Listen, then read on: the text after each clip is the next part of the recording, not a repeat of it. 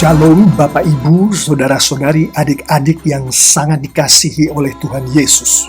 Nas yang akan kita renungkan kali ini adalah dari 2 Raja-Raja 18 ayat 1 sampai ayat 8. Adapun tema yang akan kita renungkan dari Nas ini adalah bertindak sesuai dengan firman. Sesuai dengan firman Tuhan. Mari kita mulai renungan kita kali ini dengan kita bersama-sama secara seksama membaca nas kita kali ini. Terpampang di hadapan kita adalah 2 Raja-Raja 18 ayat 1 sampai ayat 8 yang saya ambil dari website alkitab.sabda.org. Adapun ayat-ayat yang akan saya acu dari website ini adalah dari Alkitab Bahasa Indonesia, versi terjemahan baru, versi Bahasa Indonesia masa kini, dan versi Firman Allah yang hidup.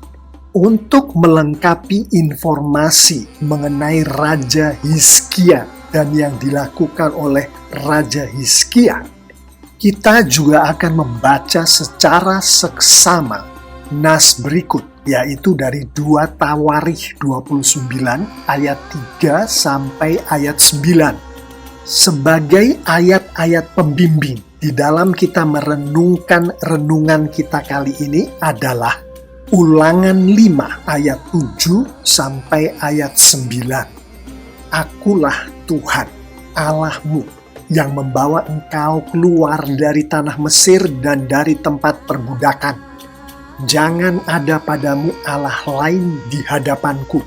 Jangan membuat bagimu patung yang menyerupai apapun yang ada di langit di atas, atau yang ada di bumi di bawah, atau yang ada di dalam air di bawah bumi. Jangan sujud menyembah kepadanya atau beribadah kepadanya, sebab aku, Tuhan Allahmu, adalah Allah yang cemburu, yang membalas kesalahan bapa kepada anak-anaknya, dan kepada keturunan yang ketiga dan keempat dari orang-orang yang membenci aku. Inti dari ayat-ayat pembimbing kita ini, secara tersurat maupun tersirat, adalah sangat jelas, yaitu Tuhan menghendaki umatnya untuk hanya menyembah dan hanya beribadah kepada Tuhan. Dan Tuhan tidak menghendaki umatnya untuk menyembah, untuk beribadah kepada yang selain Tuhan, kepada ilah-ilah lain. Memakai kerangka berpikir ayat-ayat pembimbing kita tadi, mari kita renungkan tindakan Raja Hizkia sebagaimana yang ada di nas kita kali ini. Ayat 3 dari 2 Raja-Raja 18 dengan jelas menyatakan secara tersurat bahwa Raja Hizkia melakukan apa yang benar di mata Tuhan. Apa yang benar di mata Tuhan yang dilakukan oleh Raja Hizkia sebagaimana ayat 4 sampai ayat 6, termasuk menjauhkan bukit-bukit pengorbanan, meremukkan tugu-tugu berhala, menebang tiang-tiang berhala, menghancurkan ular tembaga, percaya hanya kepada Tuhan, berpaut hanya kepada Tuhan, tidak menyimpang daripada mengikuti Tuhan, berpegang pada perintah-perintah Tuhan. Raja Hizkia menghancurkan tempat-tempat penyembahan di bukit-bukit, merobohkan tiang-tiang pemujaan, meremukkan patung-patung Asyera yang menjijikkan itu. Raja Hizkia juga menghancurkan ular tembaga yang dibuat oleh Musa. Karena umat Israel telah menyembah ular tembaga itu dengan membakar kemenyan di hadapannya. Meskipun Raja Hizkia telah berkali-kali berkata kepada mereka bahwa ular itu hanya sepotong tembaga saja yang disebut Nehustan, Raja Hizkia sungguh-sungguh percaya kepada Tuhan Allah Israel. Raja Hizkia hidup sangat dekat dengan Tuhan. Raja Hizkia menaati Tuhan dalam segala hal dan setia menaati segala ketetapan Tuhan yang disampaikan melalui Musa. Dari 2 Tawarikh 29 ayat 3, 4, 5, dan 7 kita mengetahui bahwa Raja Hizkia membuka dan memperbaiki pintu rumah Tuhan, mendatangkan para imam dan orang-orang Lewi untuk melayani di rumah Tuhan, mengkuduskan rumah Tuhan, membakar dan mempersembahkan korban bagi Tuhan di rumah Tuhan. Pada bulan pertama tahun pertama masa pemerintahannya, Raja Hizkia membuka kembali pintu-pintu bait Allah dan memperbaiki bait Allah. Raja Hizkia mengundang para imam dan orang-orang Lewi untuk berkumpul di halaman bait Allah dan berkata kepada mereka, "Dengarkan hai orang-orang Lewi, kuduskanlah dirimu dan kuduskanlah bait Allah nenek moyangmu. Bersihkanlah tempat kudus itu dari segala sesuatu yang kotor dan cemar." Raja Hizkia memerintahkan pintu-pintu bait Allah untuk dibuka, pelita untuk dinyalakan terus-menerus. Kemenyan serta korban bakaran bagi Tuhan dipersembahkan kepada Tuhan di tempat yang kudus itu, di bait Allah itu. Demikianlah tindakan-tindakan yang dilakukan oleh Raja Hizkia di zamannya, yaitu tindakan-tindakan yang sesuai dengan firman Tuhan. Sebelum kita renungkan apa yang Tuhan lakukan terhadap umat-Nya yang menghidupi firman Tuhan, yang bertindak sesuai dengan firman Tuhan, mari kita renungkan terlebih dahulu apa yang Tuhan lakukan terhadap mereka yang bertindak tidak sesuai dengan firman Tuhan. Hukuman apa yang diberikan oleh Tuhan terhadap mereka yang bertindak tidak sesuai dengan firman Tuhan?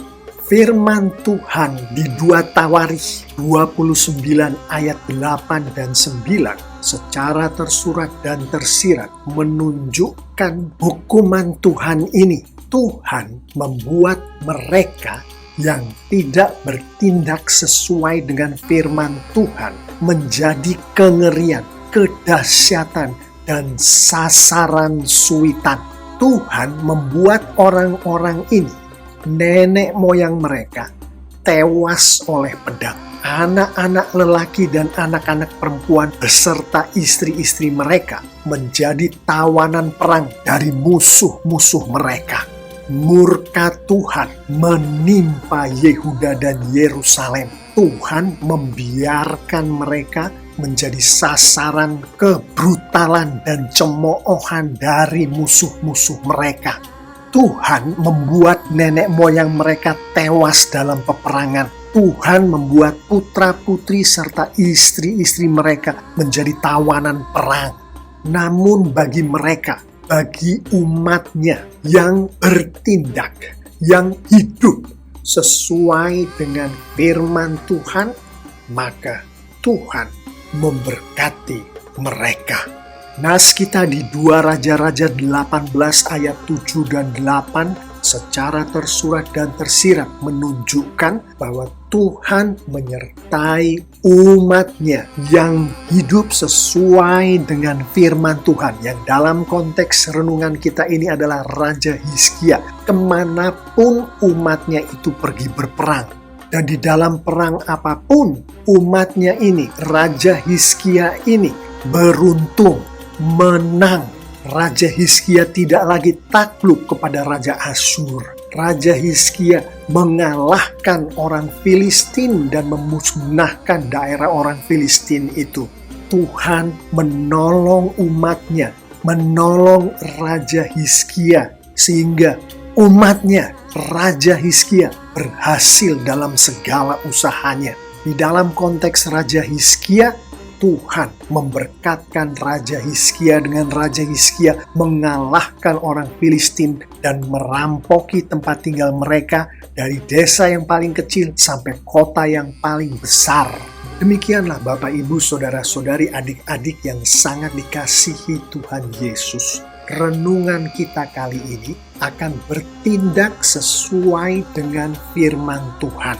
Yang mana kali ini kita belajar dari Raja Hizkia dan bagaimana Tuhan bekerja melalui Raja Hizkia untuk Tuhan menunjukkan ketuhanannya, kekuasaannya. Kita juga belajar dari umat Israel akan bagaimana Tuhan menunjukkan ketuhanannya, kekuasaannya, yaitu dengan menghukum mereka yang tidak hidup sesuai dengan firman Tuhan dan memberkati mereka yang hidup sesuai dengan firman Tuhan.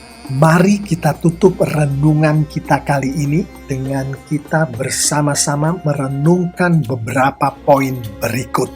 Poin pertama adalah tanpa firman Tuhan, sesuatu yang awalnya, sesuatu yang dimaksudkan oleh Tuhan sebagai berkat dapat menjadi kutuk. Ular tembaga di ayat 4 di nas kita 2 Raja-Raja 18 ayat 1-8 awalnya diberikan oleh Tuhan kepada umat Israel sebagai berkat, sebagaimana secara tersurat maupun tersirat ditunjukkan oleh Bilangan 21 ayat 5 sampai ayat 9. Di ayat-ayat ini firman Tuhan menunjukkan bahwa Musa bertindak sesuai dengan firman Tuhan, membuat ular tembaga. Dan melalui ular tembaga ini, Tuhan memberkati Musa, Tuhan memberkati umat Israel, Tuhan membuat setiap orang yang dipagut ular menjadi sembuh saat orang termaksud memandang ular tembaga itu. Namun yang terjadi kemudian adalah di dalam umat Israel menghidupi ular tembaga itu, yang seharusnya ular tembaga itu adalah berkat. Umat Israel ini bertindak tidak sesuai dengan firman Tuhan. Umat Israel menyembah ular tembaga itu. Mereka membakar kemenyan di hadapan ular tembaga itu. Mereka mengilahkan ular tembaga itu. Yang mana tindakan ini jelas-jelasan bertentangan dengan firman Tuhan. Bertentangan dengan Ulangan 5 ayat 7 sampai ayat 9. Apa yang dilakukan oleh umat Israel pada saat itu jelas-jelasan adalah penyembahan berhala yang sangat dibenci oleh Tuhan. Sehingga ular tembaga itu yang tadinya, yang seharusnya adalah berkat, menjadi kutuk karena menyebabkan amarah Tuhan kepada umat Israel. Yang mana beberapa perwujudan dari kemarahan Tuhan ini adalah sebagaimana yang sudah kita renungkan tadi. Kebrutalan dan cemoohan yang dialami oleh umat Israel. Dan masih banyak kutukan lain lagi yang dialami oleh umat Israel. Kutukan yang datangnya dari Tuhan sendiri. Poin berikutnya untuk kita renungkan bersama adalah dengan menghidupi firman Tuhan, bahkan kutukan sekalipun dapat diubah oleh Tuhan untuk menjadi berkat. Saya sengaja mengajak kita untuk merenungkan akan ular tembaga itu, karena hal ular tembaga inilah yang akan kita renungkan di bagian penerapan. Dari 2 Raja-Raja 18 ayat 4 sampai ayat 6, kita mengetahui bahwa kemudian Raja Hizkia bertindak sesuai dengan firman Tuhan terhadap ular tembaga ini. Raja Hizkia menghancurkan ular tembaga termaksud. Demikian pula Raja Hizkia memusnahkan berhala-berhala, ilah-ilah yang ada di dalam kehidupan umat Israel, sehingga dengan demikian Tuhan merubah kutukan yang dialami oleh umat Israel itu, termasuk kebrutalan, cemoohan yang mereka alami di saat itu, kembali menjadi berkat. Tuhan kembali memberkati umat Israel dan Raja Hizkia karena mereka kembali hidup sesuai dengan firman Tuhan. Mengetahui akan semua yang baru saja kita renungkan bersama ini, mari kita akhiri renungan kita kali ini dengan kita bersama-sama merenungkan beberapa penerapan berikut. Sebagai pengikut-pengikut Kristus, yang saya imani adalah kita semua, kita diberkati oleh Tuhan kita dengan berkat-berkat yang hanya datang dari Tuhan untuk kita hidupi. Saya ambil contoh 2 macam berkat yang kita hidupi yang datangnya dari Tuhan, termasuk keterampilan dan kepandaian yang diberkatkan oleh Tuhan kepada kita. Dari konteks Alkitab, kita memahami bahwa Tuhan memberkatkan keterampilan dan kepandaian kepada kita itu untuk kita hidupi sesuai dengan firman Tuhan. Firman Tuhan, Alkitab, dengan jelas menunjukkan kepada kita apa yang harus kita lakukan terhadap keterampilan dan kepandaian yang Tuhan berkatkan kepada kita. Sehingga dengan menghidupi keterampilan dan kepandaian itu sesuai dengan firman Tuhan, maka keterampilan dan kepandaian kita itu menjadi berkat bagi kita, menjadi berkat bagi orang lain, menjadi berkat bagi sang pemberinya, yaitu Tuhan sendiri. Seringkali yang terjadi di dalam kehidupan kita, pengikut-pengikut Kristus ini yang saya maksud, kita bertindak tidak sesuai dengan firman Tuhan di dalam kita menghidupi keterampilan, kepandaian yang Tuhan berkatkan kepada kita itu. Seringkali kita menyalahgunakan keterampilan dan kepandaian kita untuk memanipulasi orang lain, untuk merugikan orang lain. Bahkan seringkali pula kita dengan keterampilan dan kepandaian yang Tuhan berkatkan kepada kita tidak lagi menghormati, tidak lagi mengikuti firman Tuhan, tidak menghormati dan mengikuti Alkitab, karena kita berpikir bahwa kita lebih pandai daripada si pembuat Alkitab itu, lebih pandai daripada Tuhan sendiri. Pada saat pengikut Kristus menghidupi keterampilan dan kepandaian, bukan hanya keterampilan dan kepandaian, berkat-berkat Tuhan yang macam apapun yang Tuhan berkatkan kepada kita dengan cara yang tidak sesuai dengan firman Tuhan, maka keterampilan, kepandaian, berkat apapun itu yang datangnya dari Tuhan akan menjadi kutuk, akan menyebabkan amarah Tuhan kepada kita. Kita menipu orang lain dengan keterampilan dan kepandaian kita, Tuhan pasti akan menghukum. Kita memperlakukan orang lain dengan semena-mena karena kita menganggap diri kita terampil dan pandai, seakan-akan kita adalah Tuhan bagi mereka, maka Tuhan pasti akan menghukum kita.